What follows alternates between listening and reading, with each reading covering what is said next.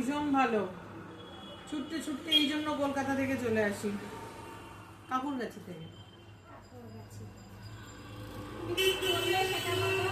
দিদি কি করে দিল তোমাকে? ওই ন্যানো কি যেন বলে, ন্যানোপ্লাস্টিক দিদির উপরে ডিপেন্ডেন্ট একদম।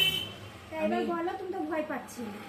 না, ভয় পাচ্ছিলাম, সত্যি কথা বলতে কি কোথাও একটা কনফিডেন্সও ছিল তোমার ওপর, তো ওই জন্য মানে ব্যাপারটা বোঝার চেষ্টা করছিলাম হোয়াট ইজ ন্যানো। তো রিয়েলি এক্সিলেন্ট, মানে আমার টোটাল কনফিডেন্সটাই একদম ইয়ে হয়েছে, কারণ অনেক বছর ধরে আসছি, অনেক বছরের এখানে আসা আমার। কলকাতায় 1000টা পার্লার থাকার পরেও ছুটে ছুটে আসি। দাঁড়াও,